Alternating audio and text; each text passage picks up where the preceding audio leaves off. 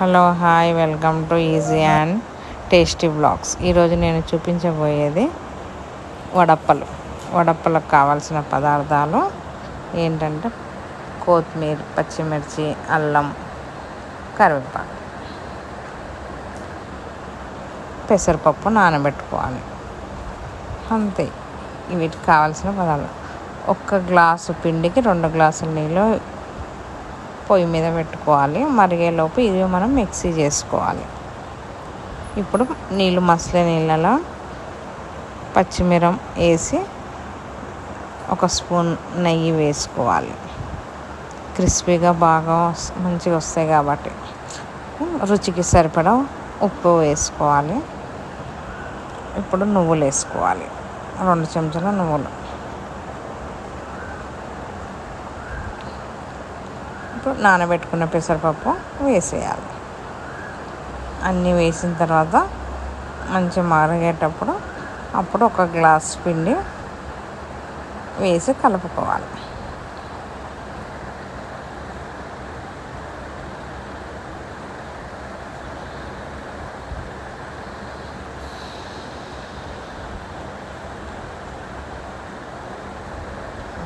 ఒక గ్లాస్ పిండి కలుపుకుంటూ ఇలా పోసుకోవాలి. ఇలా బాగా కలుపుకోవాలి.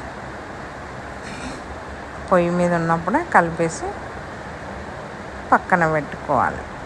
పక్కన పెట్టిన తర్వాత కొంచెం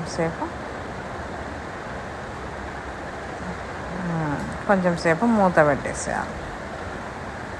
వేడికి మంచిగా నానుతుంది పిండి.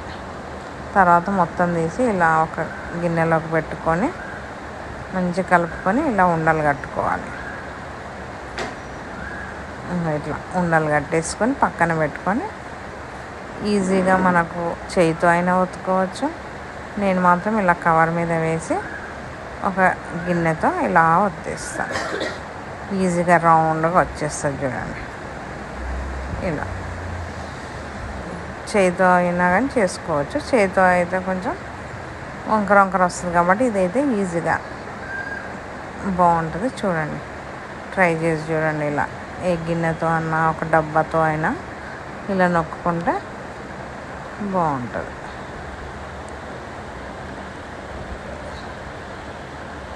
ఇలా అన్నీ ఒక ప్లేట్లో వేసుకొని అప్పుడు నూనె మరగబెట్టుకొని మరిగేటి నూనెలో ఇవి వేసి వేయించుకోవాలి. నూనె మంచిగా కాగిన తర్వాత వేయాలి. తొందరగా వేగిపోతాయి ఇవి. అందుకే మళ్ళీ ఉల్టా వేసుకొని ఇలా అంతే. ఎంత క్రిస్పీగా ఉంటాయో చూడండి. ఉల్లలాగా ఉంటాయి. మంచిగా ఇలా నోట్లో వేస్తే కరిగిపోతాయి. అలా ఉంటాయి చూడండి.